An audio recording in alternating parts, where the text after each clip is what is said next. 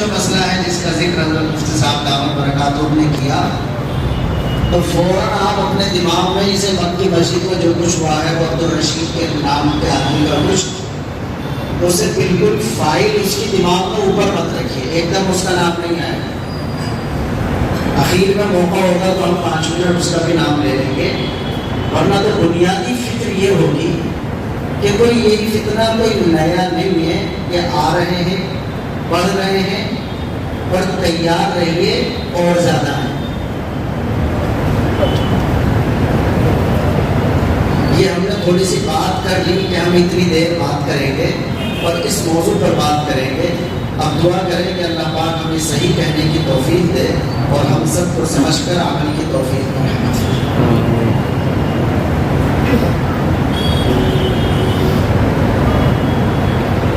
فتنے کا جو لفظ ہے نا، فتنہ، عربی میں اس کے معنی آتے ہیں آزمائش، مشکل صورتحال۔ یہ مشکل صورتحال جو ہے یہ کسی بھی سطح پر ہو سکتی ہے۔ آپ کے یہاں تو جام لگا پھر ہے ہر وقت، یہ بھی مشکل صورتحال ہوتی ہے۔ آپ تیزی میں کہیں جا رہے ہیں، جام میں پھنس گئے، تو وہ بھی ایک اعتبار سے ہلکے معنی میں ایک آزمائش ہے۔ یہ فتنے کا جو لفظ ہے نا، اردو میں بہت زیادہ بولا جانے کی وجہ سے ایک عجیب و غریب مفہوم اس کا ذہنوں میں بیٹھ گیا ہے۔ اس وجہ سے میں سب سے پہلے یہ بات کرتا ہوں کہ فتنے کے معنی آتے ہیں ایسی صورتحال کہ جس سے نکلنا کچھ ایکسٹرا محنت اور توجہ چاہتا ہے۔ آپ کو راستے دیکھنے پڑتے ہیں کہ میں اگر سیدھا نہیں جا پا رہا تو شاید ادھر سے نکل کے چلا جاؤں، شاید ادھر سے نکل کے چلا جاؤں۔ یوں تو نارملی چلنے کا، گزرنے کا، نکلنے کا ایک عام راستہ ہوتا ہے جو سب کو معلوم ہوتا ہے، لیکن اب مشکل صورتحال میں پھنس جائیں، ڈینجر زون میں چلے جائیں، پیچیدہ ہوتی صورتحال کا شکار ہو جائے، تو وہاں آپ کو کئی مرتبہ الگ انداز سے اس صورتحال سے نکلنے کا کوئی راستہ تلاش کرنا پڑتا ہے کہ ہم اپنے آپ کو محفوظ بھی رکھیں اور اس مشکل صورتحال سے نکل کر کے چلے جائیں۔ اسے کہتے ہیں فتنہ۔ نبی پاک علیہ غور کر رہے ہیں نا، غور سے سنیں، نبی پاک علیہ السلام کی احادیث میں ہمارے نبی پاک علیہ السلام نے جو باتیں ہمیں بتائی ہیں آپ سب جانتے ہیں الحمدللہ۔ اور یہاں اس مسجد کے ماحول میں عزیز گرامی مفتی آصف محمود صاحب، آپ لوگ تو براہ راست ان سے استفادہ کرتے ہیں، باقی یوٹیوب کے ذریعے سے سارا ملک، ساری دنیا استفادہ کر رہی ہے، ماشاءاللہ، اللہ تعالیٰ قبول فرمائے۔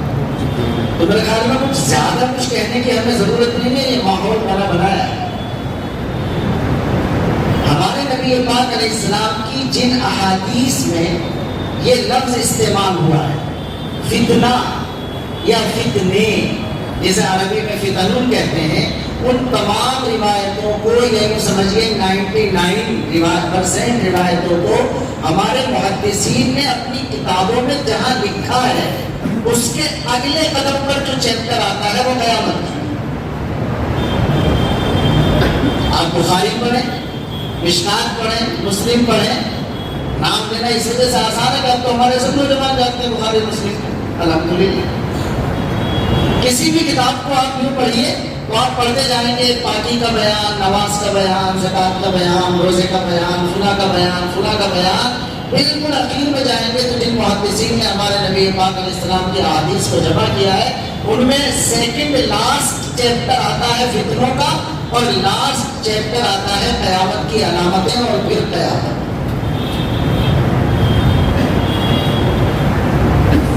یہ جو ترتیب ہے ہمارے بہت عالی دماغ علماء کی بنائی ہوئی، یہ بھی ہمیں بتاتی ہے دعویٰ کوئی نہیں کر رہے ہم، اور کوئی بھی نہیں کر سکتا دعویٰ۔ دعوے کے خلاف تو بیٹھے ہیں کہ لوگ دعوے کرنے لگتے ہیں، جنہوں نے اپنی زندگی نہیں لگائی وہ دعوے کرتے ہیں، اور جنہوں نے ساری زندگی لگا رہے ہیں وہ دعوے کے نام سے خوف کھاتے ہیں۔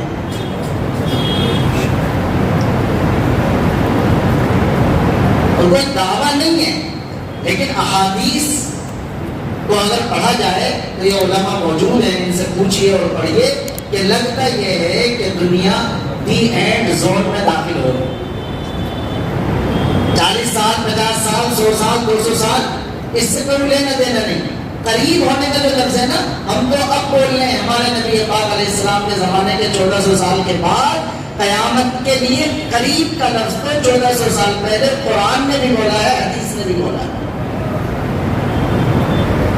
حیرت ہوتی ہے آج اگر کسی کو قریب بتائی جائے قیامت تو لوگ سمجھتے ہیں ڈرا رہے ہیں، اور اللہ کا قرآن تو 1400 سال پہلے کہہ رہا تھا اقتربت الساعۃ وانشق القمر، یہ آ گئی قیامت، یہ تو ہے، اب کس چیز کا انتظار ہے تمہیں؟ تو یہ جو ہمارے نبی پاک علیہ السلام کی احادیث میں فتنے کا لفظ آیا ہے آزمائش کا، یہ ہمارے محدثین نے لکھا اور اس سے متعلق حدیثیں لکھی اور اس کے بعد فوراً قیامت کی علامتوں کا ذکر۔ اتنی بات سمجھ میں آ گئی تو اب سمجھیے ان تمام روایتوں سے پتہ یہ چلتا ہے آدمی جب آزمائش میں گھرتا ہے تو کئی مرتبہ مال کی حفاظت سے متعلق وہ آزمائش ہوتی ہے۔ سامان ہے اس کے گھر میں پڑا ہوا جو اس نے 4 پیسے کے پروفٹ کے لیے خرید کے ڈال رکھا، اچانک آرام سے بھاؤ نیچے گر گیا تو ایک آزمائش میں پھنس گیا کہ اس میں سے میں کیسے نکلوں۔ تو کئی مرتبہ کوئی آزمائش آتی ہے ہمارے مال کی حفاظت اس پر مشکل ہو جاتی ہے۔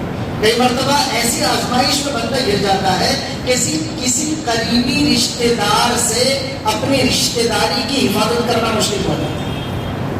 ایسے موڑ پر آ کر کھڑا ہو گیا کہ یار ایسا معاملہ پھنس گیا کہ اگر میں یہ کرتا ہوں تو میری رشتہ داری ٹوٹنے کا خطرہ ہے۔ کئی مرتبہ پارٹنرشپ کو بچانا مشکل ہو رہا ہوتا ہے، کئی مرتبہ دوستی کو بچانا مشکل ہو رہا ہوتا ہے، لیکن پھر رکیے اور غور کیجیے جو میں کہہ رہا ہوں۔ حدیث میں جہاں یہ فتنے کا لفظ ہے ان تمام احادیث میں ساتھ ساتھ کہیں صاف لفظوں میں اور کہیں اشارے میں یہ بات لکھی ہوئی ہے کہ جب اللہ کے نبی اپنے مسلمان امتی کو فتنے سے ڈراتے ہیں تو اس جگہ جو فتنے کا لفظ استعمال ہوتا ہے وہ رشتہ داری، جان، مال، دوستی، اسباب کی حفاظت کے لیے پرسنٹیج کے اعتبار سے بہت کم ہوتا ہے، زیادہ فیصد اس فتنے کے ساتھ ایمان کی حفاظت کا لفظ جڑا ہوتا ہے۔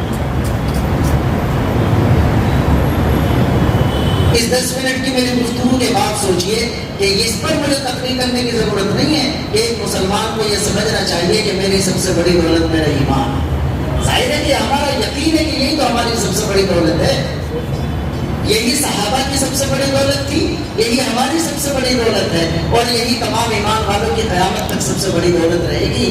لیکن رویے کا بہت بڑا فرق ہو چکا ہے حضرات صحابہ میں اور ہم میں۔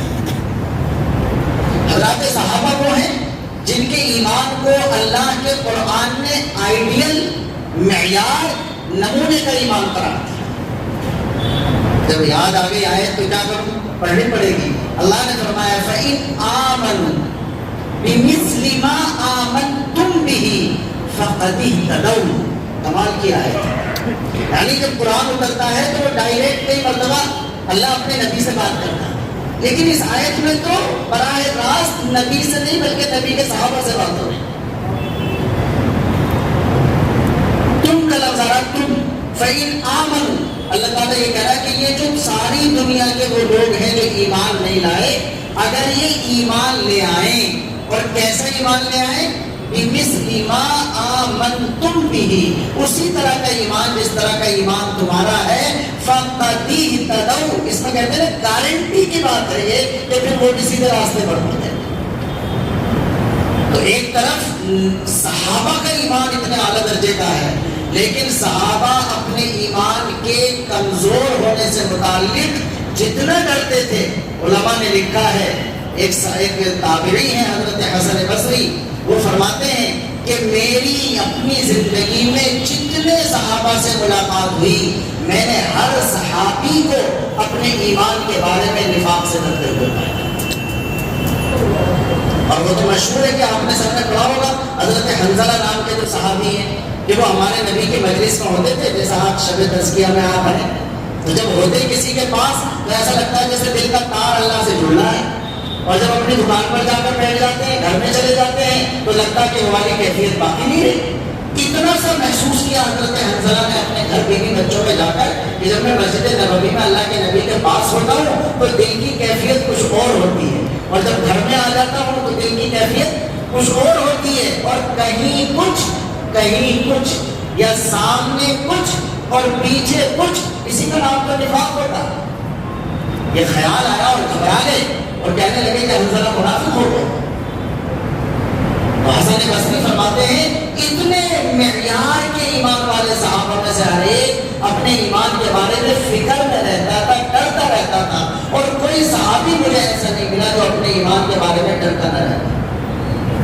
اس سے اگلا لفظ اور زیادہ غور سے سنیے، مشائخ نے لکھا ہے انہی روایات کی روشنی میں، جن روایات کے بارے میں بات کر رہا ہوں، کہ کوئی مسلمان اپنے ایمان کے بارے میں جب فکر مند رہتا ہے اور نفاق کی بیماری سے ڈرتا رہتا ہے تو یہ ڈرتا رہنا اس کے پکا مسلمان ہونے کی علامت ہے۔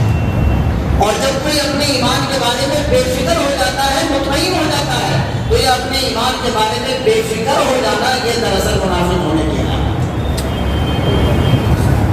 تین باتیں ہو گئی ہماری، ہم نے ذکر کیا فتنے کا نام ہے آزمائش، مشکل صورتحال۔ ایک نمبر دو، ہمارے نبی نے جب اس لفظ کو اپنی حدیثوں میں استعمال کیا تو ان تمام حدیثوں کے مطالعے سے پتہ چلتا ہے کہ ہمارے نبی کے زمانے کے بعد یہ چیزیں بڑھیں گی اور قیامت سے پہلے اتنی خطرناک شکل میں بڑھنے شروع ہو جائیں گی کہ ایسا ہے جیسے کہ رات کے تاریک ٹکڑے ہوتے ہیں جن میں اپنے ہاتھ کی ہتھیلی بھی دکھائی نہیں دیتی، اور ایسا لگتا ہے جیسے کہ پے بپے اندھیرا بڑھتا چلا جا رہا ہے۔ اس طرح اللہ کے نبی صلی اللہ علیہ وسلم نے فرمایا اتنی تیزی سے جیسے کہ تسبیح کا دھاگا ٹوٹ گیا ہو اور اس کے دانے ایک دم گرتے چلے جا رہے ہوں، ویسے ہی فتنے مسلم امت میں بڑھتے چلے۔ دوسری بات اور تیسری بات یہ تھی کہ اس فتنے کے زمانے میں سب سے زیادہ جس دولت کو بچانا مشکل ہوگا وہ ہے ہمارا ایمان۔ اللہ کے نبی نے فرمایا، جو ہم نے روایت پڑھی تھی، صحابہ سے فرما رہے ہیں آپ بادروا بالاعمال فتنا کقطع اللیل المظلم۔ 1400 سال پہلے مسجد نبوی میں تقریر کرتے ہوئے فرما رہے ہیں کہ میرے صحابہ جلدی جلدی عمل کر لو، اس لیے کہ فتنے بہت خطرناک شکل میں آئے۔ میں نے ذکر کیا کہ قیامت کو بھی قرآن اور حدیث قریب بتاتی تھی، تو قیامت سے پہلے والے فتنوں کو بھی قریب بتایا جائے گا تاکہ لوگ چوکنا ہو جائیں۔ اتنے دن پہلے قریب بتایا گیا اور لفظ بولا اللہ کے نبی نے بادروا بالاعمال، جلدی جلدی عمل کر کے اللہ کی رضا حاصل کر لو، اللہ کے مقرب بن جاؤ، ورنہ تو اتنے مشکل فتنے آنے والے ہیں اور اتنی تیزی سے آنے والے ہیں جیسے کہ اندھیری رات میں ٹکڑے ہوتے ہیں۔ اور کنڈیشن کیا ہوگی اس میں؟ یصبح الرجل مؤمنا، یہ کیفیت ہو جائے گی کہ ہو سکتا ہے کہ صبح کے وقت میں ایک بندہ اچھا خاصا مسلمان ہو، وَيُمْسِي كَافِرًا، اور شام ہوتے ہوتے وہ کافر ہو جائے۔ دیکھو میں بول رہا ہوں، میرے لیے بولنا آسان ہے، آپ سن رہے ہیں، آپ کے لیے سننا آسان ہے، لیکن بولنے والے کی ذمہ داری بھی صرف ٹیپ ریکارڈ چلانا ہے۔ ذمہ داری ہے کہ وہ بول بھی رہا ہو اور فیل بھی کر رہا ہو کہ وہ کیا کہہ رہا ہے۔ سننے والے کی بھی ذمہ داری ہے کہ وہ سن بھی رہا ہو اور محسوس بھی کر رہا ہو کہ وہ کیا سن رہا ہے۔ ہمارے نبی پاک علیہ السلام جب بتائیں گے کوئی بات تو ہم تو چلو مبالغہ کر دیں گے، بڑھا چڑھا کر کے بتلا دیں گے، لیکن ہمارے نبی پاک علیہ السلام تھوڑے ہی بڑھا چڑھا کر کے بتلا دیں گے، جو اصل صورتحال ہوگی اسی کو بتلائیں گے۔ اس زمانے میں اللہ کے نبی نے یہ فرمایا کہ فتنے اتنے خطرناک آ رہے ہیں کہ صورتحال یہ ہوگی کہ یصبح الرجل مؤمنا، صبح کے وقت میں بندہ مسلمان ہوگا، شام ہوتے ہوتے کافر ہو جائے گا، یا شام کے وقت میں مسلمان ہوگا، صبح ہوتے ہوتے کافر ہو جائے گا۔ اتنی روایت ختم ہو جاتی تو چلو ٹھیک تھا، لیکن آگے اللہ کے نبی نے وضاحت کی یبیع دینہ بعرض من الدنیا، دنیا کے تھوڑے سے سامان کے بدلے میں اپنے دین کو بیچ رہا ہے۔ تو کوئی یہ نہ سمجھے کہ کافر تھوڑا ہی ہو گیا بندہ، اس لیے کہ ایک ہے ڈائریکٹ مکمل کافر ہو جانا اور ایک ہے تقریباً کافر ہو جانا۔ تو اگر کوئی فتوے کے اعتبار سے پورا نبی کافر نہ بھی ہوا ہو، لیکن تقریباً کفر کی حد تک پہنچ گیا، اس لیے کہ وہ دنیا کے سامان کے بدلے میں اپنے دین کے بیچنے کا سودا کر چکا۔ علماء نے اس حدیث کی شرح میں لکھا ہے کہ یبیع دینہ بعرض من الدنیا، کہ اس جملے سے یہ پتہ چلتا ہے کہ ہو سکتا ہے کہ آخری مرحلہ ابھی کچھ وقفے کے بعد آ جائے کہ وہ کافر ہو جائے گا، لیکن اس کفر کے راستے کی طرف اپنے دین کا سودا کرنے کے لیے وہ چل پڑا۔ اللہ کے نبی صلی اللہ علیہ وسلم نے ایک دوسری روایت میں فرمایا جو میں نے پڑھی تھی، فرمایا ان بین یدی الساعۃ کذابین، قیامت سے پہلے جھوٹوں کا زمانہ آئے گا، جھوٹوں کا۔ اب ایک تو جھوٹ یہ ہے جو ہم جانتے ہیں مارکیٹ میں چل رہا، دکاندار جھوٹ بول رہا، رشتہ داری میں چل رہا رشتہ دار جھوٹ بول رہا، پارٹنرشپ میں جھوٹ بولا جا رہا۔ یہ حدیث میں جب کذابین کا لفظ آیا ہے اور قیامت سے پہلے کے بارے میں یہ لفظ آیا ہے، علماء لکھتے ہیں کہ اس جگہ نارملی جھوٹ بولنا مراد نہیں ہے، بلکہ یہاں وہ جھوٹ بولنا مراد ہے جو دین بتا کر جھوٹ بولا جاتا ہے، جو دین کا رہنما بتا کر جھوٹ بولا جاتا ہے۔ ورنہ اتنا متوجہ کر کے اللہ کے نبی صلی اللہ علیہ وسلم کو یہ بات بتانے کی ضرورت نہیں تھی۔ آپ نے فرمایا ان بین یدی الساعۃ کذابین، قیامت سے پہلے جھوٹوں کا زمانہ ہوگا، ہر بندہ آئے اٹھے گا اور دعوے کرے گا، جھوٹ بولے گا۔ اللہ کے نبی نے فرمایا فاحذروہم، تمہاری ذمہ داری بنتی ہے کہ تم ان سے بچنے کی کوشش کرنا۔ یہاں تک جو ہماری بات کی بنیاد رکھی گئی وہ یہ ہے کہ یہ فتنے ہیں، اللہ کے نبی نے ہمیں بتلا دیا ہے کہ یقیناً آئیں گے اور بڑھیں گے، اور قیامت کے قریب اتنی تیزی سے بڑھیں گے کہ ہر گلی میں، ہر محلے میں دجل ہوگا، فریب ہوگا، جھوٹ ہوگا۔ اور اللہ کے نبی صلی اللہ علیہ وسلم نے جو سب سے بڑے فتنے کا ذکر کیا ہے قیامت سے پہلے، وہ ہم سب جانتے ہیں کہ اس کا نام دجال ہے۔ اللہ کے نبی صلی اللہ علیہ وسلم نے فرمایا وہ سب سے بڑا فتنہ ہے اس کائنات کا، جو انسان کے ایمان کو آزمائش میں اعلیٰ درجے میں جا کر کے ڈال دے گا۔ دجال کے معنی میں ہی دجل، فریب، جھوٹ اور فتنے کا مفہوم شامل ہوتا ہے۔ اللہ کے نبی صلی اللہ علیہ وسلم نے فرمایا ہر نبی نے اپنی قوم کو دجال سے ڈرایا ہے، جبکہ ابھی آیا نہیں ہے۔ اور اللہ کے نبی صلی اللہ علیہ وسلم مسجد نبوی میں دجال سے اتنا ڈراتے کہ بعض صحابہ یہ فرماتے ہیں کہ کئی مرتبہ ہمیں یہ لگتا تھا کہ شاید ہم مسجد سے نکل کر جائیں گے اور ہماری کہیں نہ کہیں دجال سے ملاقات ہو جائے۔ تو اگرچہ ابھی تو کانا دجال نہیں آیا، لیکن اس کے مشن کو آگے بڑھانے والے جو ڈکشنری کے اعتبار سے دجل کرتے ہیں، جھوٹ بولتے ہیں، فریب کرتے ہیں۔ دجل کے معنی آتے ہیں سامان کچھ ہو، کچھ بنا کر دکھا دیا جائے، گندا سامان ہو، اس کی پیکنگ بہت اچھی کر دی جائے اور اسے مارکیٹ میں آگے بڑھانے کا کام کر دیا جائے، اس پر لیبل اچھا لگا دیا جائے، اس کی ایڈورٹائزنگ پر بہت پیسہ خرچ کر کے اس کو آپ کے لیے بہت شاندار بنا کر کے پیش کر دیا جائے۔ یہ جتنے جملے میں بول رہا ہوں یہ دجل کہتا ہے۔ ہم مارکیٹ کے دجلوں کو سمجھ لیتے ہیں، لیکن کرسی کے بھی تو دجل کو سمجھنا پڑے گا، اس لباس کے دجل کو بھی سمجھنا پڑے گا، اس خلیے کے دجل کو بھی سمجھنا پڑے گا، پگڑی کے دجل کو بھی سمجھنا پڑے گا۔ یہ امت جو نارمل درجے کے دجل ہیں، مارکیٹ کے دجل ہیں، ان میں چالاک ہے، لیکن جو دین کے نام پر دجل، مکاری اور فریب اور جھوٹ کا کاروبار ہے، امت اس سلسلے میں ابھی اتنی چوکنا اور اتنی جاگرک ہے۔ بندہ آتا ہے اور آپ اسے کسی چیز کے خریدنے میں دھوکہ دینا چاہے تو نہیں دھوکہ دے پا رہے، لیکن دین کے نام پر دھوکہ دینا چاہے تو ہمارا نوجوان دھوکہ کھانے کے لیے بالکل تیار ہے۔ اللہ کے نبی نے اس روایت میں جو ذکر کیا ہے دجل کا اور کذب کا، اس سے خاص طور سے وہ دجل مراد ہے جو دین کے نام پر کیا جا رہا ہو، وہ کذب مراد ہے، وہ جھوٹ مراد ہے جو دین کی بنیاد پر نئے نئے دعووں کی شکل میں کیا جا رہا ہو۔ اللہ کے نبی فرماتے ہیں ان بین یدی الساعۃ کذابین، قیامت سے پہلے کذابوں کا دور آئے گا، دجالوں کا دور آئے گا، فریب دینے والوں کا دور آئے گا، چیزوں کو کچھ ہے کچھ دکھانے والوں کا دور آئے گا، ملمع سازی، شائننگ، بہترین پیکنگ کے ذریعے سے پوری چیز کو اچھا بنا کر پیش کرنے والوں کا دور آئے گا۔ اور آپ نے فرمایا فاحذروہم، خبردار ان سے بچ کے رہیں۔ تو بھی کوشش کریں گے بچنے کی انشاءاللہ۔ دیکھیے یہ جو فتنہ ہے نا، اب میں آگے بڑھ رہا ہوں، فتنے کا لفظ اور اس سے اگلا لفظ میں نے ذکر کیا قیامت کی علامتیں، یہ دونوں حدیث کی کتابوں میں ایک ساتھ رہتے ہیں۔ کتاب الفتن، کتاب الفتن کے بعد کتاب اشراط الساعہ، قیامت کی علامتیں۔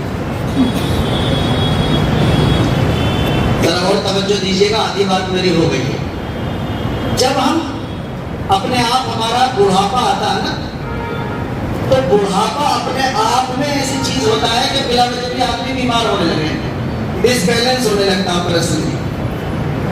نوجوان ہوتا تو کوئی کیس ہو جائے تو کہیں درد ہوتا، اور جب آدمی بڑھاپے میں آ جاتا تو کہتا حاجی جی کل سے پتہ نہیں کہیں یہاں سے درد ہوگا، یہ کیا ہوا، گر گئے تھے کہ گرا کرنا، ویسے تو کچھ بھی نہ ہوا۔ تو پھر دوسرے ساتھی کہتا ہے 4500 اوپر چلے گا، بس ایسے ہوگا، کبھی ادھر پہ درد کبھی ادھر پہ درد۔ تو آدمی اپنا پرسنلی بھی ڈس بیلنس ہونے لگتا ہے، یہ اس بات کی علامت ہوتی ہے کہ اپنے خاتمے کے قریب جا رہا ہے۔ یہ والی مثال اگر سمجھی تو اس پوری دنیا کی بھی تو ایک دن موت ہے جسے قیامت کہتے ہیں، تو یہ بھی اپنے بڑھاپے کے دور میں آ کر ڈس بیلنس ہوتی ہے، اور اس کا ہونا آپ کو نظر آ رہا ہو۔ میں دوبارہ ٹوکرا غور کیجیے گا، یہ بحیثیت مجموعی پوری دنیا کا ہلنا، ڈس بیلنس ہونا، ایسا لگنا جیسے بوڑھی ہونے لگی ہے، ایسا لگنا جیسے کہ حرکت کر رہی ہے، ایسا لگنا جیسے کسی کمزوری میں آ رہی ہے، یہ ڈس بیلنس ہونا سماجی اعتبار سے بھی ہونا ہے، سیاسی اعتبار سے بھی ہونا ہے، کائناتی اعتبار سے بھی ہونا ہے۔ میں بھی سمجھا رہا ہوں اس بات کو جو میں بول رہا ہوں، فتنے آئیں گے، آ رہے ہیں۔ یہ فتنے کئی مرتبہ سماجی اخلاقیات کو ڈس بیلنس کرتے ہیں، اور آگے بڑھیں گے تو دنیا میں جو اقتدار کی رسہ کشی ہے، جسے ہم ملکوں کی نارملی سیاست اور اقتدار سے تعبیر کرتے ہیں، اس کو ہلا ڈالیں گے، ڈس بیلنس کر دیں گے۔ دلی کے لوگ ہیں، میں تو گاؤں کا رہنے والا ہوں، دیکھ رہے ہیں آپ سب کچھ، کہاں کہاں کیا کیا ہو رہا ہے، کون کتنا بڑا ہو کر کہاں کہاں دورے کرتا پھر رہا ہے، اور دنیا سیاسی اعتبار سے ہی ہے۔ اور اس کا اگلا مرحلہ آئے گا جسے میں کہہ رہا ہوں کائناتی اعتبار سے ڈس بیلنس ہونا، کہ اس وقت یہ دنیا اس انداز پر چلنے کا کام کرے گی جیسے کہ نارمل نہیں ہوتا۔ آپ نے سنا ہوگا کہ حضرت مہدی کا زمانہ آ جائے گا، دجال نکل کے آ جائے گا، حضرت عیسیٰ آسمان سے اتر کے آ جائیں گے، ایسا تو نارمل نہیں ہوتا ہے۔ دابۃ الارض، زمین سے جانور نکل جائے گا، لوگوں سے بات کرے گا، دھواں نکلے گا جو بڑھتا ہی چلا جائے گا، بڑھتا ہی چلا جائے گا، یاجوج ماجوج آ جائیں گے، اور دی اینڈ یہ ہوگا کہ سورج مشرق سے نکلتا ہے اور مغرب سے نکلتا ہے، پھر دوبارہ واپس آئے گا۔ ہماری کتابوں میں لکھا ہے کہ قیامت کی دو قسم کی علامتیں ہوتی ہیں، ایک ہوتی ہیں علامات صغریٰ اور ایک ہوتی ہیں علامات کبریٰ، چھوٹی علامتیں اور بڑی علامتیں۔ لیکن میں نے یہ علامتیں اپنے الفاظ میں 3 جگہ تقسیم کر کے آپ کو بتایا۔ کچھ علامتیں ہیں سماجی اخلاقیات کی علامتیں، اللہ کے نبی صلی اللہ علیہ وسلم نے بتلا دیا یہ سب فتنے ہی ہیں، جو علامات ہیں وہ فتنے ہوتے ہیں۔ اللہ کے نبی صلی اللہ علیہ وسلم نے فرما دیا یہ بھی علامات قیامت میں سے ہے، فتنوں میں سے ہے، جو مسلمان کی سماجی اخلاقیات کو، دینی مزاج کو بگاڑنے کا کام کرے گا، کہ مساجد میں شور بڑھ جائے گا، تلاوت بڑھ جائے گی۔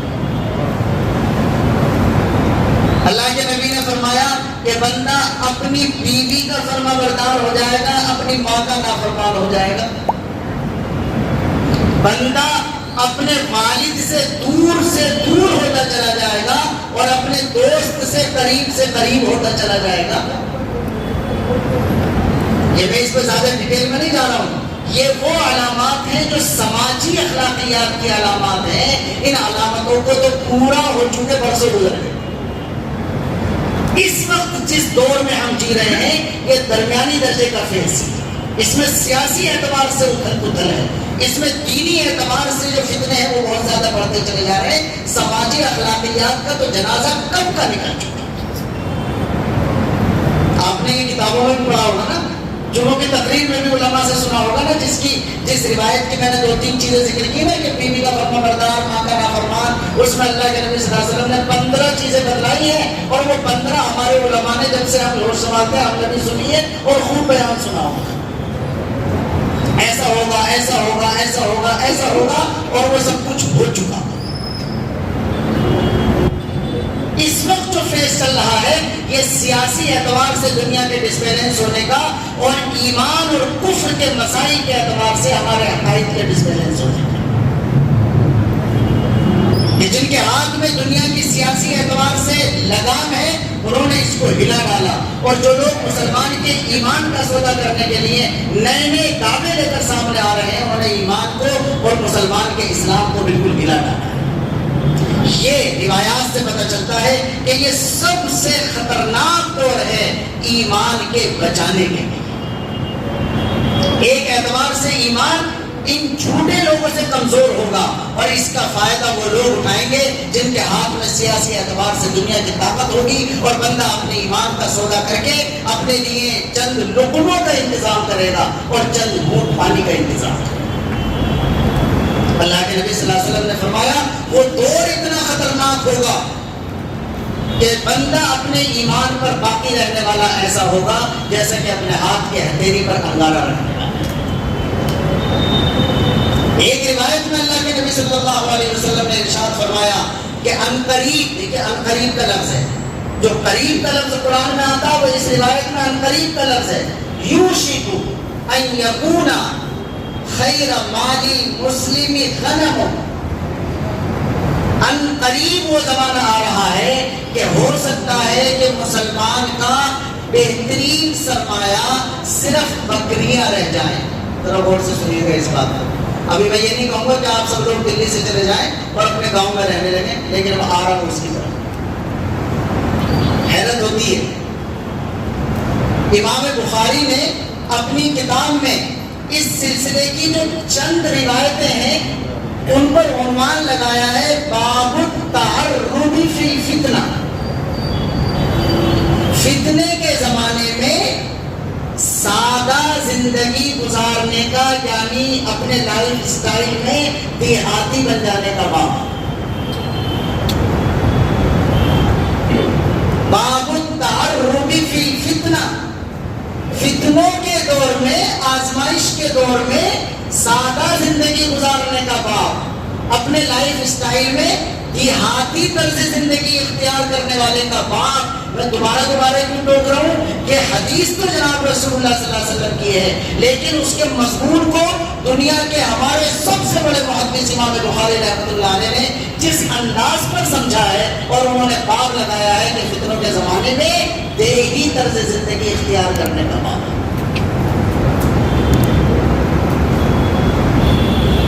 اس سے یہ اشارہ ملتا ہے کہ فتنے آئیں گے سارے زمانے میں، لیکن جیسے جیسے فتنے بڑھتے چلے جائیں گے تو ہجوم میں، آبادیوں میں اپنے ایمان کی حفاظت نسبتاً مشکل ہوگی، اور بالکل کنارہ کشی اختیار کر کے یکسوئی کی زندگی جینے والا کسی نہ کسی درجے میں اپنے ایمان کی حفاظت اس کے لیے آسان ہو جائے.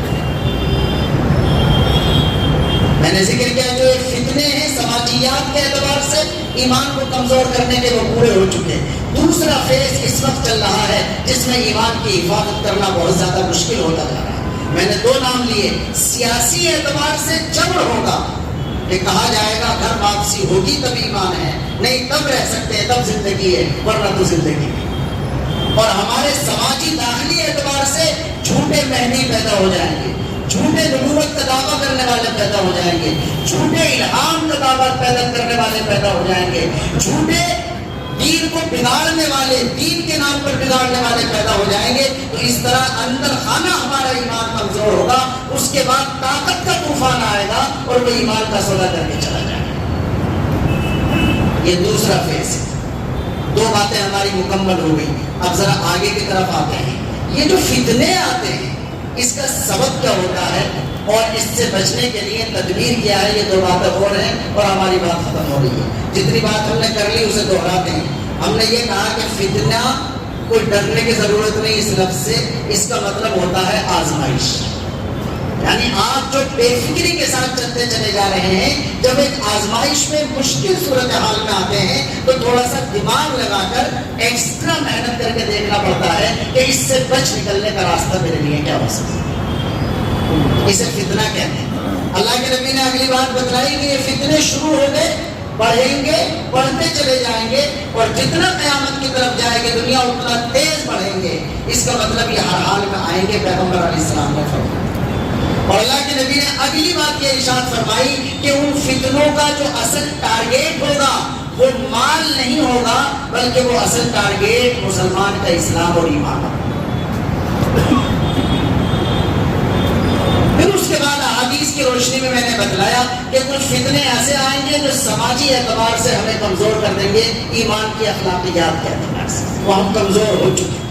دوسرا یہ دور چل رہا ہے جو بہت مشکل ہوگا، یعنی اس میں اندر خانہ جھوٹے نبوت کا اور مہدی ہونے کا دعویٰ کرنے والے آئیں گے اور اللہ کے نبی کے لائے ہوئے دین کی اصل شکل کو بگاڑ دینے کی کوشش کریں گے، اور سیاسی اعتبار سے دنیا کے طاقتور لوگ جبر کے ذریعے سے، خوشامد کے ذریعے سے، قانون بنانے کے ذریعے سے باقاعدہ ایمان کا سودا کرنے پر مجبور کریں گے۔ اتنی بات میں کر چکا، اب دو باتیں اور رہ گئی صرف۔ فتنے نارملی کن وجوہات سے پیدا ہوتے ہیں، کیسے لوگوں کے ذریعے سے ظاہر ہوتے ہیں، اب میں اس کو بیان کرتا ہوں اور اس کے بعد اس کا نسخہ بتا کر میری بات پوری ہو جائے۔ یہاں تک جو میں نے بات کی ہے وہ کلیئر اللہ کی کتاب قرآن اور اللہ کے نبی کی حدیثوں کی ہے۔ اب جو میں بات کر رہا ہوں یہ تجربے کی ہے، یہ تجزیے کی ہے، یہ علماء کی ہے، یہ 1400 سال کی تاریخ کا اچھا مطالعہ کرنے والوں کی ہے، جو انہوں نے 1400 سال میں لوگوں کو دیکھا ہے کہ کیسے لوگوں کے ذریعے سے دین کا بگاڑ ہوتا ہے، کیسے لوگوں کے ذریعے سے ہمارے عقیدے کی اصل شکل بگڑنی شروع ہو جاتی ہے۔ یہ کوئی باقاعدہ ہمیں کوئی جبرائیل نہیں بتلا رہا، ہمیں کوئی 16-17 سال کا خواب دیکھ کر نہیں بتلا رہا، وہ کوئی آنکھ بند کر کے مراقبے میں جا کر نہیں بتلا رہا کہ ہم یہ کہتے ہیں کہ ہم نے آنکھیں بند کر کر یہ دیکھا ہے کہ ایسے لوگ فتنے میں ڈال دیتے ہیں۔ نہیں، ہم نے تاریخ کو پڑھا ہے اور اس کے بعد ہم نے یہ تجزیہ کیا ہے اور نتیجہ نکالا ہے کہ ایسے ایسے مزاج رکھنے والے لوگوں کے ذریعے سے سماج میں، مسلمانوں کے معاشرے میں نئے نئے فتنے پیدا ہوتے ہیں جو فرقے کی شکل اختیار کرتے ہیں اور دین کی اصل شکل کو بگاڑنے کا کام۔ ان میں سے ایک بہت بڑا سبب ہے نئے فتنوں کے داخلی اعتبار سے ہمارے ہی سماج میں پیدا ہونے کا جو ذریعہ بنتا ہے، اس کو کہتے ہیں غلو۔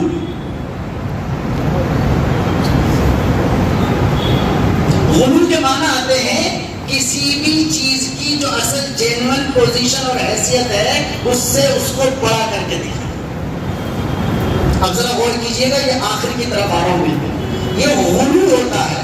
کسی بھی چیز میں غلو آ جائے تو اس کا مطلب یہ ہے کہ وہ چیز اصل نہیں رہی بلکہ اصل سے کچھ زیادہ دکھائی جا رہی ہے۔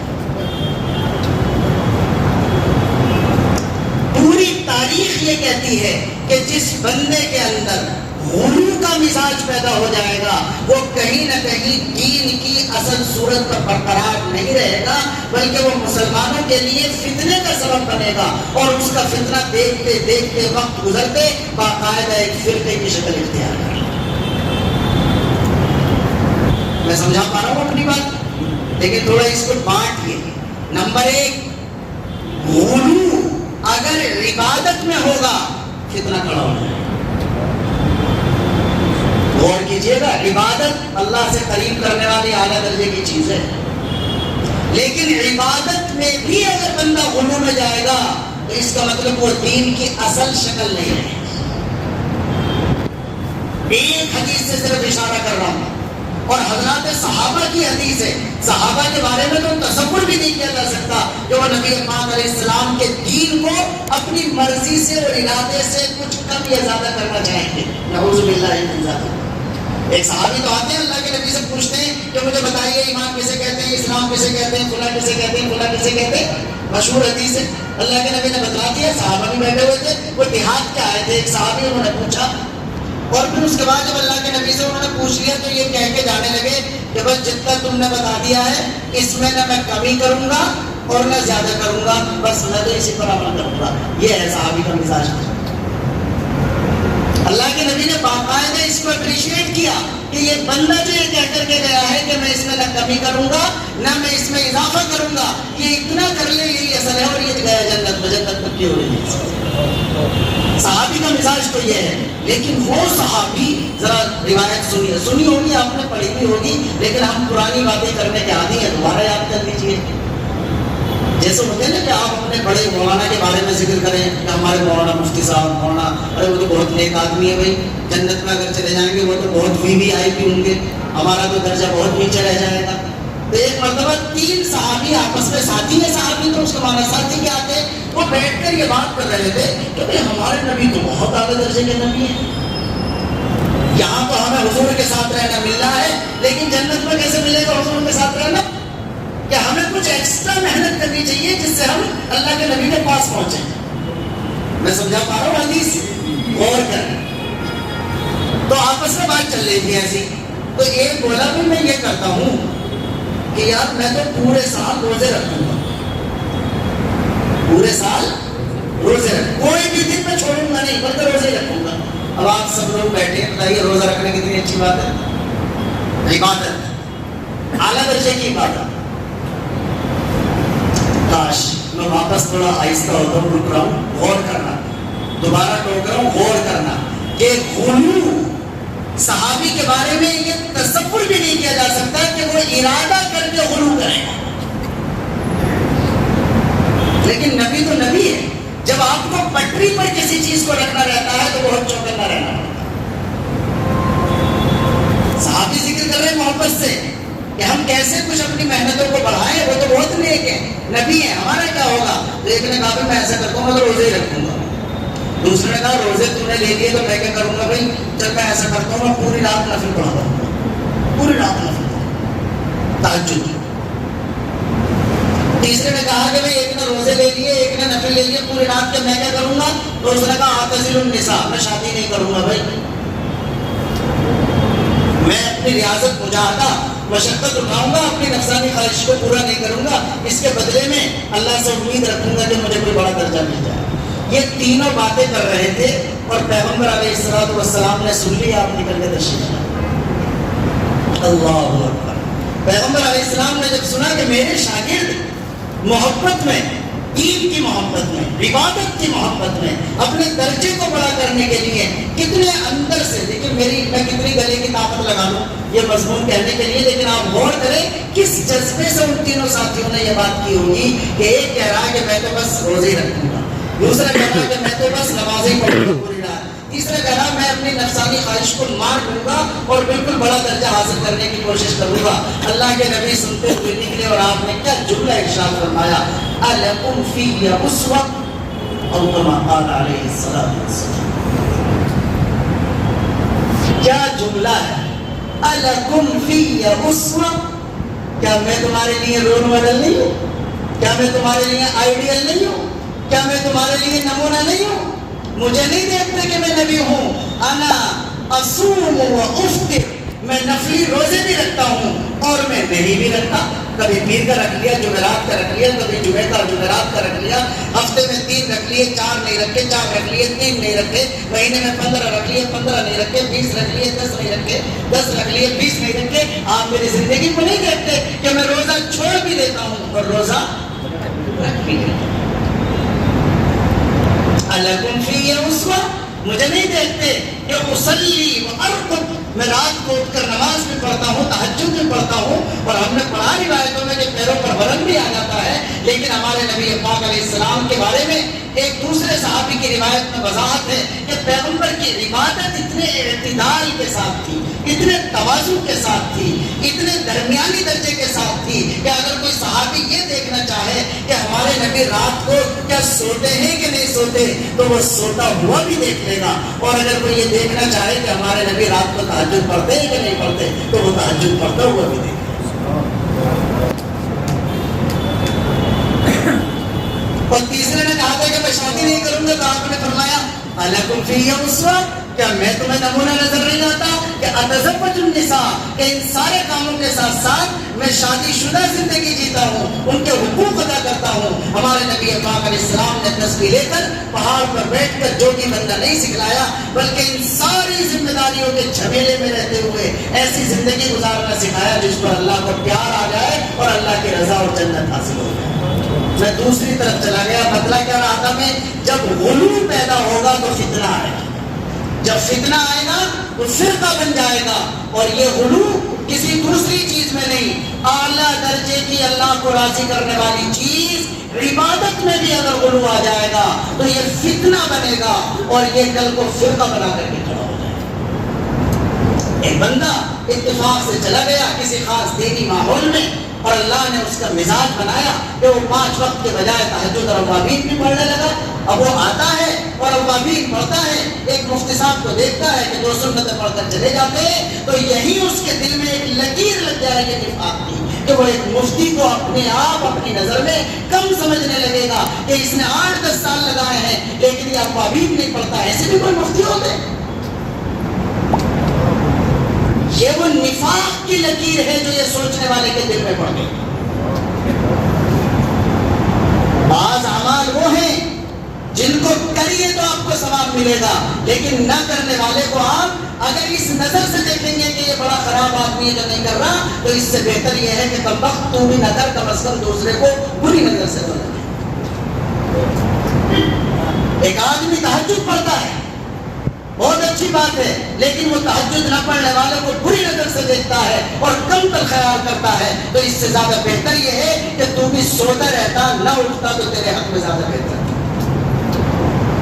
اللہ کے نبی صلی اللہ علیہ وسلم نے عبادت میں غلو کرنے والوں کی مثالیں دے کر کے بتلایا کہ کچھ لوگ ایسے ہوں گے کہ جب تم ان کی نمازوں کو دیکھو گے تو تمہیں لگے گا یار ہم تو بالکل مسلمان بھی نہیں ہیں، نماز تو یہ پڑھتا۔ جب تم ان کے روزوں کو دیکھو گے تو تمہیں لگے گا یہ ہے اللہ کا ولی۔ جب ان کی تلاوت قرآن کو دیکھو گے تو لگے گا یہ ہے اللہ کا عاشق۔ یہ سب الفاظ حدیث میں ہیں، اور لیکن اللہ کے نبی نے فرمایا لیکن وہ لمبی لمبی عبادتیں کرنے والا، وہ لمبے لمبے روزے رکھنے والا، وہ سوچ کے ساتھ اور سانس کے ساتھ وقفے کے ساتھ لمبے ٹائم تک اللہ کے قرآن کی تلاوت کرنے والا دین سے ایسا نکل جائے گا جیسے کہ تیر اپنے شکار کو زخمی کر کے تیزی سے نکل جاتا ہے تو اس پر خون کا ایک ٹھپا بھی دکھائی نہیں دیتا، ویسے ہی اس کے دل میں ایمان کا ایک ہلکا سا ذرہ ملا۔ تیر دیکھا، تیر کا زمانہ ہی نہیں ہے، ہم کہاں سے دیکھتے ہیں۔ جب میں یہ حدیث پڑھاتا ہوں تو اس میں یہ ہے کہ تیر جب تیز جاتا نا تو اگر آہستہ جائے گا تو اس میں کچھ نہ کچھ داغ دھبا ہوگا، تیز جائے گا تو پتہ ہی نہیں چلے گا۔ جو پریکٹس کر لیتے ہیں نا سرکس میں، وہ آگ میں سے چل کے دکھا دیتے ہیں، اس لیے کہ ان کی پریکٹس ہو جاتی ہے، وہ تھوڑا سست رفتار چلیں گے تو جل جائیں گے، تیز چلیں گے تو نہیں جلیں گے۔ اور موٹی مثال تو بچوں کے لیے، بچپن میں سبھی حرکتیں کرتے ہیں کہ ایک ڈبے میں پانی بھرتے ہیں، اسے یوں کر کے گھماتے ہیں، نہیں گھماتے بچے، یہ دیکھو میں یوں کر کے گھما رہا ہوں، اس میں سے پانی نہیں گرے گا۔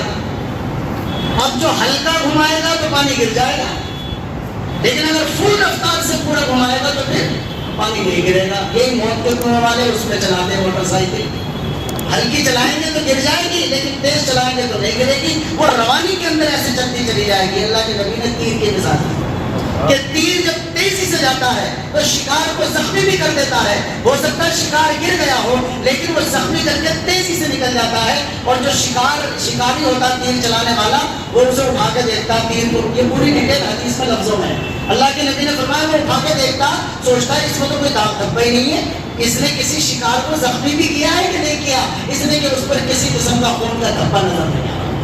وجہ سمجھیے میں کیا بتلا رہا ہوں، اللہ کے نبی نے فرمایا وہ عبادت میں غلو کرنے والے تمہیں لگے گا کہ یہ سب سے پکے مسلمان ہیں، اور پیغمبر الفاظ میں فرما رہے ہیں کہ وہ دین سے ایسے نکل جانے والے لوگ ہیں جیسا کہ تیر اپنی تیزی کی وجہ سے شکار کو زخمی کر کے نکل جاتا ہے اور اس پر خون کا ہلکا سا دھبا بھی۔ تو نمبر 1 غلو جب پیدا ہوگا عبادت میں بھی تو فتنہ پیدا ہو جائے گا۔ لہٰذا جب کوئی ایسا بندہ ملے ہمارا اگر شاگرد بھی تو ہم کہتے ہیں ہلکا ہاتھ رکھ، کبھی سب کو ابھی کافر بنانے لگے کہ تو اتنی عبادت کر رہا۔ اگلی بات غلو شخصیت میں ہوگا، فتنہ کھڑا ہو جائے گا. سن لیں, بالکل آخر کی طرف جا رہا ہوں. بس ایک ہی چیز غلو ہے. اب میں کسی کا نام نہیں لے رہا, آپ کے جو دماغ ہے نا, وہ جو اسکرین ہے وہ خود کام کر رہی ہے. غلو عبادت میں ہوگا تو فتنہ بن جائے گا, پھر فرقہ بن جائے گا. غلو کسی شخصیت میں پیدا ہو جائے گا تو پہلے فتنہ کھڑا ہوگا, پھر فرقہ بن جائے گا. شخصیت کا مطلب میں مثال کے طور پر مجھے سمجھ لو, کوئی مجھ سے محبت کرنے والا بن جائے اور میری محبت میں غلو کر لے, اسے کہا جائے گا شخصیت میں غلو. یہ بس میرے والے حضرت ہے, حضرت تو باقی تو بیکار ہے سر. نمونے آپ اپنے آپ سوچیے اپنے دماغ سے. عبادت میں غلو ہوگا تب بھی فتنہ ہے, پھر فرقہ ہے. کسی شخصیت کی محبت میں غلو ہوگا تو یہ بھی فتنہ بنے گا اور اس کے بعد فرقہ بن کر چلا جائے گا. آپ اپنے دماغ میں سوچیے. تیسرا ہے غلو جماعت اور جمعیت میں, تنظیم میں. میری ہی جماعت بہتر ہے, میری ہی جمعیت اصل ہے, میری ہی تنظیم اصل ہے, میرا ہی کارواں ٹھیک ہے. اگر تنظیمی سطح پر غلو ہوگا تو وہ بھی مسلمانوں کے عام سماج کے لیے فتنہ بنے گا اور خطرے میں ہے کہ کل کو مستقل ایک فرقہ بن جائے گا. اللہ کے نبی صلی اللہ علیہ وسلم نے اعتدال کی تعلیم دی ہے, توازن کی تعلیم دی ہے, میان روی کی تعلیم دی ہے. غلو اگر پیدا ہوگا تو فتنہ بنے گا اور کل کو پھر وہ فرقہ بن جائے گا. میں نے 4 غلو کی مثالیں دی ہیں. عبادات میں غلو کریں گے, سب سے خطرناک فتنہ اور فرقہ بنے گا. نمبر 2, شخصیت کی محبت میں غلو کریں گے, فتنہ بپا ہو جائے گا, فرقہ بنے گا. اپنی تنظیم, اپنی جماعت, اپنی کوئی کمیٹی, اس میں اگر آپ غلو کریں گے تو یہ بھی فتنہ بنے گا اور اس کے بھی فرقہ بننے کا خطرہ ہو جائے گا.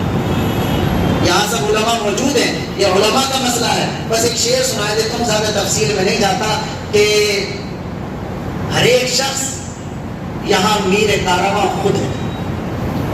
ہر ایک شخص یہاں میر کارواں خود ہے, اسی لیے تو یہاں قافلے نہیں چلتے. جب ایک مرکزی کوئی چیز نہیں ہے تو ہر گلی ہر محلے میں آل انڈیا قسم کی تنظیم ہے اور اسی میں آپ عبادت میں غلو کریں گے, فتنہ. آپ شخصیت کی محبت میں غلو کریں گے, فتنہ ہے. آپ اپنی جمعیت, اپنی ہی تنظیم, اپنی ہی کمیٹی میں غلو کریں گے تو فتنہ بنے گا جو کل کو فرقے کی شکل اختیار کرے گا. تو نمبر 1 سبب ہے غلو جو فتنہ بنتا ہے اور پھر فرقہ بن جاتا ہے. نمبر 2 سبب ہے کم علمی.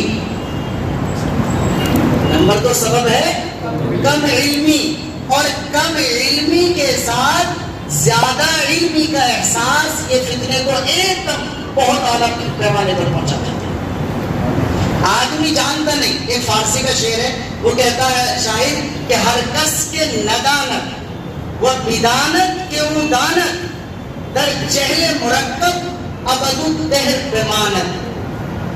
فارسی کا لفظ ترجمہ یہ ہے کہ وہ شخص جو نہیں جانتا مگر یہ سمجھتا ہے کہ میں جانتا ہوں, وہ شخص جو کچھ نہیں جانتا مگر یہ سمجھتا ہے کہ میں بہت کچھ جانتا ہوں, تو ایسا شخص لائف ٹائم جاہل رہے گا.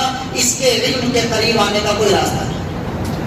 جو نہیں جانتا اور یہ سمجھتا ہے کہ میں نہیں جانتا تو کبھی آپ سے پوچھ لے گا, کبھی آپ سے پوچھ لے گا, کبھی آپ سے پوچھ لے گا.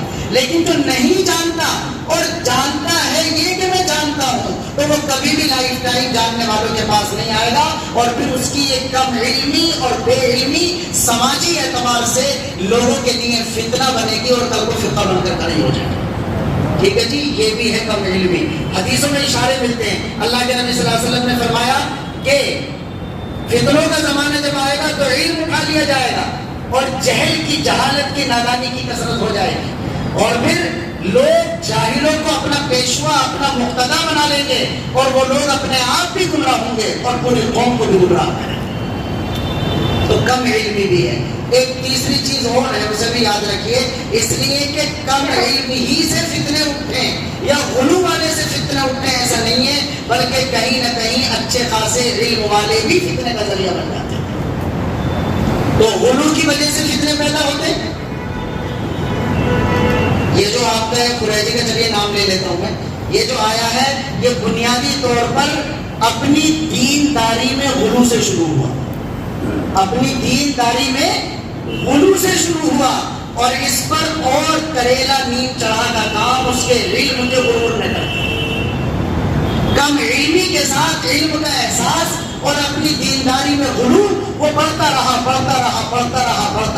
اور اس طرح باقاعدہ اتنا بڑا فتنہ بن کر اور اتنا بڑا فرقہ بن کر ہمارے سامنے آ گیا کہ آج اس سے اپنی نئی نسل کی حفاظت کی فکر کرنے کے لیے یہ علماء اور آپ سب حضرات یہاں پر تشریف رکھتے ہیں۔ تو غلو کی وجہ سے فتنے پیدا ہوں گے اور اس کے بعد کم علمی کی وجہ سے فتنے پیدا ہوں گے، اور علم ہوتے ہوئے جب فتنہ پیدا ہوتا ہے تو اس میں یہ علماء کا مسئلہ ہے۔ لیکن ان کی بھی ایک چیز ذکر کر دیے دیتا ہوں کہ یہ اندر انا کا جذبہ جب پیدا ہو جائے اور یہ جذبہ پیدا ہو جائے، کبر کا جذبہ پیدا ہو جائے اور یہ سوچنے لگے آدمی کہ میں لوگوں کو وہ باتیں بتاؤں جو میرے علاوہ کوئی نہیں بتا رہا، تو بندہ فتنے کا ذریعہ بن جائے۔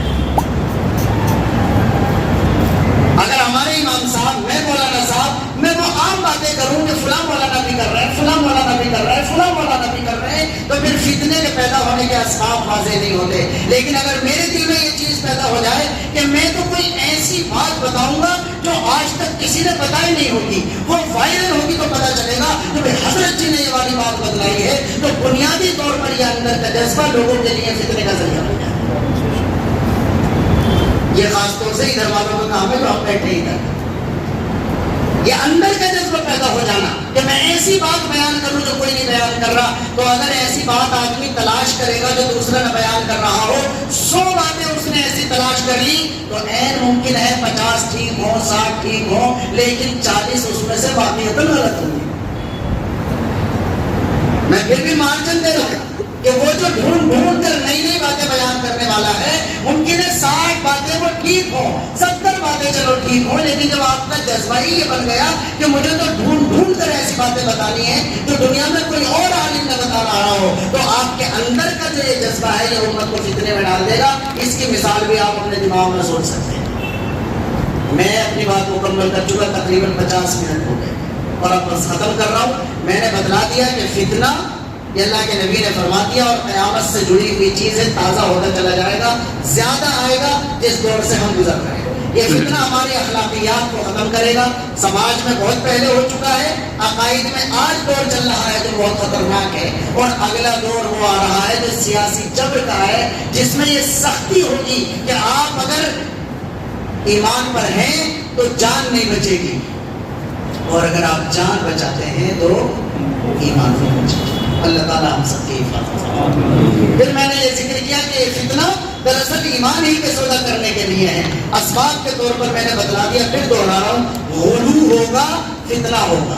چاہے عبادت میں غلو کیجئے، شخصیت کی محبت میں غلو کیجئے، اپنی تنظیم اور اپنی جمعیت کی محبت میں غلو کیجئے، فتنے اور فرقے پیدا ہو جائیں گے۔ نمبر 2، کم علمی کے ساتھ زیادہ علم ہونے کا احساس ہوگا تو پھر امت میں فتنے اور فرقے پیدا ہو جائیں گے۔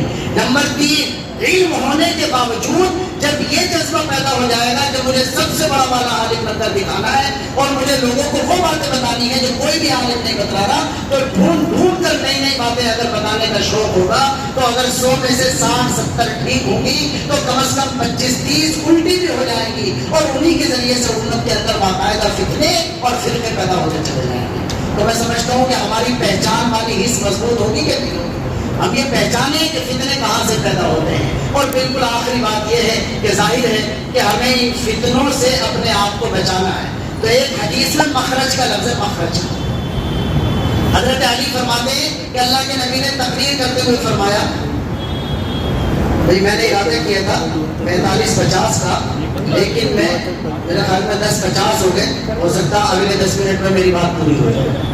ایک حدیث میں باقاعدہ مخرج کا لفظ ہے۔ میں نے شروع میں بولا تھا نا کہ جب آپ مشکل صورتحال میں ہوتے ہیں تو وہاں سے بچ کر نکلنے کا راستہ چاہیے ہوتا، اور بچ کر نکلنے کے راستے کو عربی میں مخرج کہتے ہیں، نکلنے کی جگہ۔ تو اللہ کے نبی نے ایک تقریر فرمائی اور آپ نے فرمایا انہا ستکون فتنۃ، اس میں فتنے کا لفظ تھا۔ اللہ اکبر، پیغمبر نے تو سب کچھ بولا۔ اللہ کے نبی نے فرمایا بھائی فتنے آ رہے فتنے۔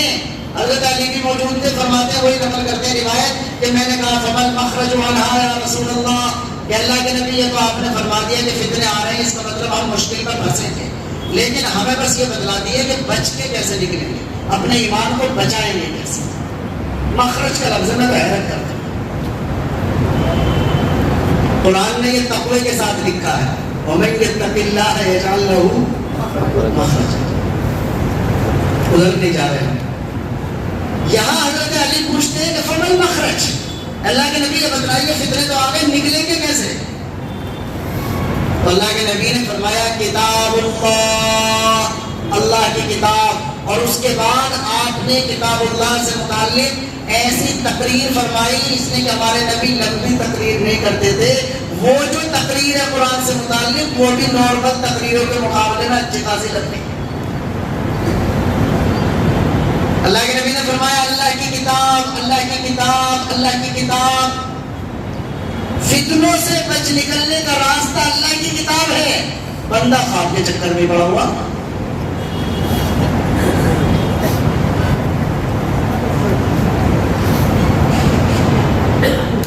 کسی حکیم کو دکھانے کی ضرورت ہو سکتی ہے، کسی طبیب کو دکھانے کی ضرورت ہو سکتی ہے، اس بارے میں زیادہ بات نہیں کرتے، لکھ چکے لوگ۔ یہ ہمارے حضرت مفتی صاحب بیٹھے، مفتی گلزار صاحب بھی یہاں تشریف رکھتے ہیں جو اس روز مکی مسجد میں گئے تھے، بات کی تھی، مفتی ذکاوت صاحب، مفتی آصف صاحب اور بھی سب لوگ یہاں موجود ہیں۔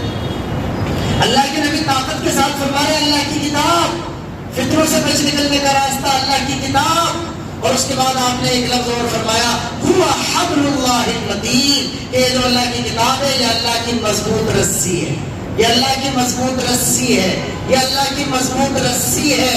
دور آخر میں فتنوں سے بچ نکلنے کے جو نسخے ہیں ان میں سے میں جلدی سے بتا رہا ہوں، ایک ہے قرآن، پورا قرآن اس سے جو بندہ جڑ جائے گا گویا وہ اللہ کی رسی کو مضبوط پکڑ لے گا تو فتنوں سے بچ جائے گا۔ لیکن ایک اور میں خاص طور سے ذکر کروں گا، دوسرا نسخہ قرآن ہی کا ایک خاص حصہ ہے جس کا نام ہے سورۃ الکہف، اور میرے خیال میں مجھے فتنوں سے بچ نکلنے کے لیے 2 تدبیریں روحانی بتانی تھی اور 2 تدبیریں دنیاوی بتانی تھی، لیکن میں دنیاوی کو نہیں بتاتا،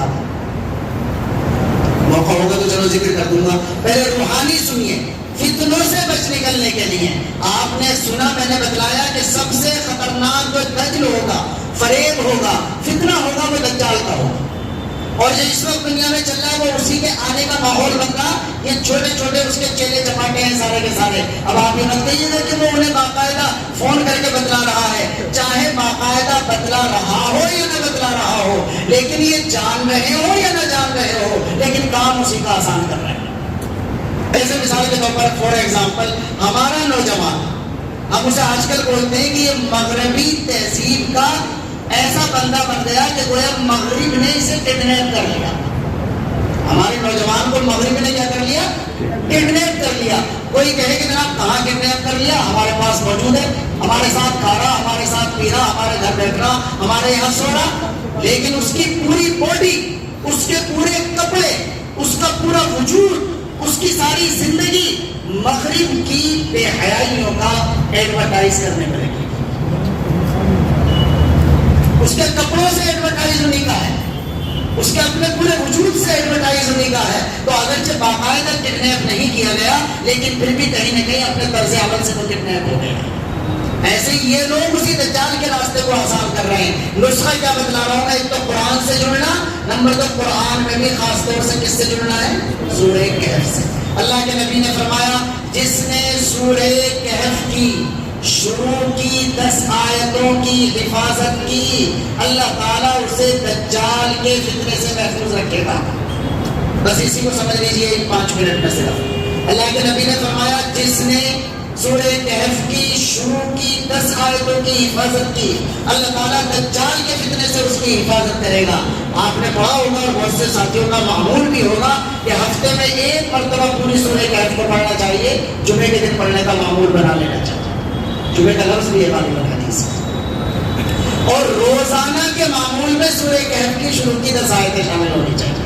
فجر کے بعد جب آپ اپنی دعائیں پڑھتے ہیں نا تو اس میں روزانہ کی نسبت پر سورہ کہف کی 10 آیتوں کا معمول بنا لیجیے۔ پورے سورہ کہف کو جمعے کے دن اور سورہ کہف کی ابتدائی 10 آیتوں کو روزانہ فجر کی نماز کے بعد کے معمول میں۔ لیکن اب ذرا رک کر ایک بات سنیے، جب اللہ کے نبی کسی آیت یا کسی صورت کو کسی خاص بیماری یا فتنے کا نسخہ بتائیں تو اس میں لوجک کیا ہے اسے سمجھنا چاہیے.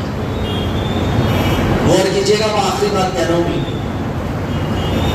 بھائی اللہ کے نبی نے کسی بیماری کے لیے قل اللہ بتائی، کسی کے لیے قل یا ایھا الکافرون بتائی، کسی کے لیے سورہ رحمان بتائی، کسی کے لیے سورہ یاسین بتائی، لیکن دجال کے لیے سورہ کہف کیوں بتائی؟ بخار والے کے لیے الگ ٹیبلٹ ہوتی ہے، نزلے والے کے لیے الگ ٹیبلٹ ہوتی ہے. تو جب اللہ کے نبی نے دجال کے فتنے سے بچنے کے لیے سورہ کہف بتلائی ہے تو یہ ذمہ داری بنتی ہے کہ ہم غور کریں کہ سورہ کہف کیوں بتلائی. سن لیں نا غور سے، بالکل آخری بات ہے، سچی میں آخری بات. دیکھیے اگر صرف 10 آیتیں پڑھنے کی وجہ سے اللہ تعالیٰ حفاظت کر لے تو یہ اللہ کی بہت مہربانی، صرف پڑھنے کی وجہ سے. ورنہ جب کسی سورت کو کسی خاص موقع کے لیے بتایا جاتا ہے تو اس کا اصل مطلب ہوتا ہے کہ اس آیت یا سورت کے مضمون پر غور کر کے اس کے اعتبار سے تدبیر اور تیاری. سن لیجیے بزرگوں، یہ بہت اہم بات کر رہا ہوں آپ سے.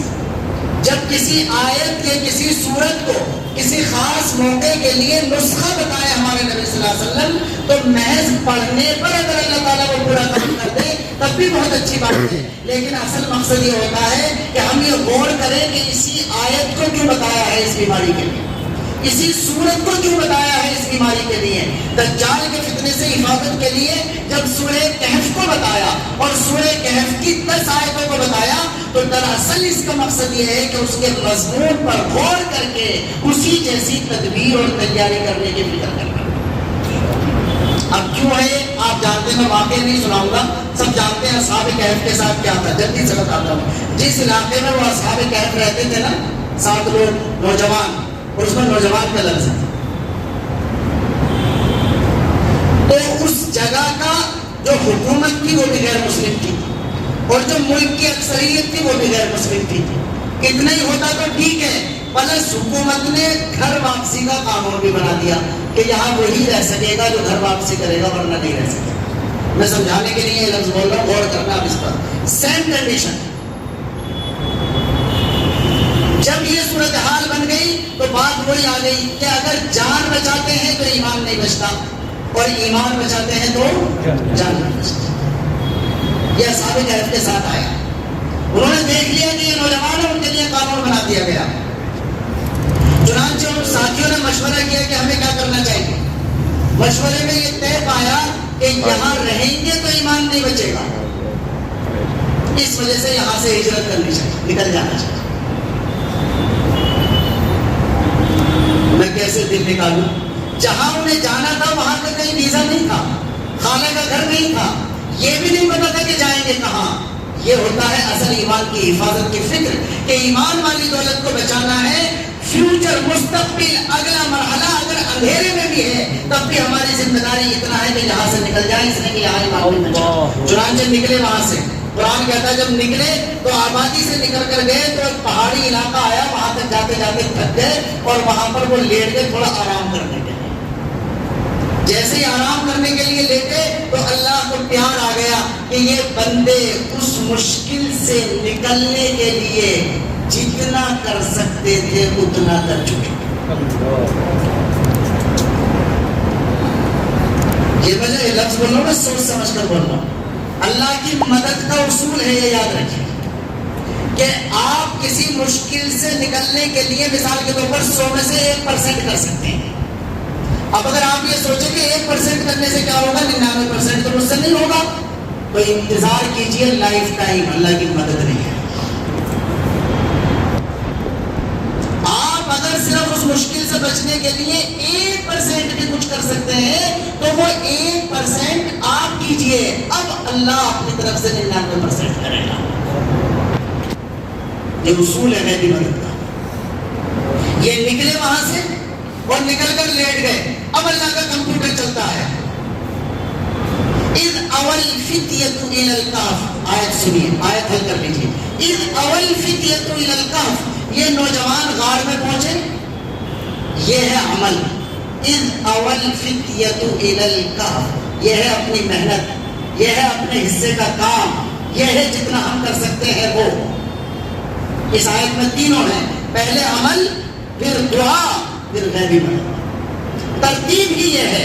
آپ صرف غیبی مدد کی دعا کریں گے نہیں آئے گی. آپ کو جانا پڑے گا اسی مرحلے سے. پہلے اپنے حصے کا عمل کیجئے چاہے 1% ہو. اس کے بعد عمل پر بھروسہ مت کیجئے, دعا کیجئے. اور اس کے بعد آپ کیا کریں گے؟ اللہ کی غیبی مدد آ جائے. تو فرمایا گیا اذ اول فتیۃ الی الکہف. یہ نوجوان غار میں پہنچے اور انہوں نے دعا کی ربنا آتنا من لدنک رحمۃ وہیئ لنا من امرنا رشدا. یہ دعا ہے. اور اس کے بعد اللہ کی مدد آئی. فضربنا علی آذانہم فی الکہف سنین عددا. اللہ نے تھپک کر سلا دیا اور 309 سال تک سوتے رہے. جب آنکھ کھلی تو بھوک لگ رہی تھی. ایک کو پیسے دیے جاؤ جا کر لے کر کچھ سامان لے کر کے آؤ. وہاں جب وہ دکاندار کے پاس پہنچے تو اسے پتہ چل گیا تو بہت پرانا سکہ ہے. اس وقت تک وہاں حکومت بھی بدل گئی تھی, مسلمان حکومت آ گئی تھی, آبادی بھی مسلمان بن گئی تھی. جن لوگوں نے پہلے مارنے کے لیے ڈیتھ وارنٹ نکالے تھے اب ان کے استقبال کے لیے انتظام ہو رہا تھا, اس لیے کہ انہوں نے ایمان کی حفاظت کے لیے اپنے حصے کا کام کیا. اس لیے اللہ کے نبی نے دجال کے فتنے سے بچانے کے لیے سورہ کہف اور خاص طور سے اس کی یہ 10 آیتیں بتلائیں. میں جب حدیث پڑھ رہا تھا عجیب غور کر رہا تھا میں, یہ 10 آیتیں ختم ہوتی ہیں غیبی مدد سے پہلے تک. اذ اول فتیۃ الی الکہف فقالوا ربنا آتنا من لدنک رحمۃ وہیئ لنا من امرنا رشدا. یہاں 10 آیتیں مکمل ہو جاتی ہیں اور اس کے بعد اللہ کی مدد ہے فضربنا علی آذانہم فی الکہف. یہ سورہ کہف ہے. اس لیے کہ جتنا ہم قیامت کی طرف اور دجال کی طرف بڑھ رہے ہیں تو صورتحال وہی بنے گی جو اصحاب کہف کے لیے بنی. اس وجہ سے اللہ تعالیٰ نے اور اللہ کے نبی نے ان مشکل حالات میں جو بچنے کی تدبیر بتلائی ہے وہ روحانی اعتبار سے پورا قرآن اور اس میں خاص طور سے سورہ کہف. اللہ تبارک و تعالیٰ ہم سب کو اس فتنے کے دور میں اپنی ایمان والی دولت کا استحضار نصیب فرمائے اور اس کی فکر کی توفیق مرحمت فرمائے. وآخر دعوانا الحمدللہ.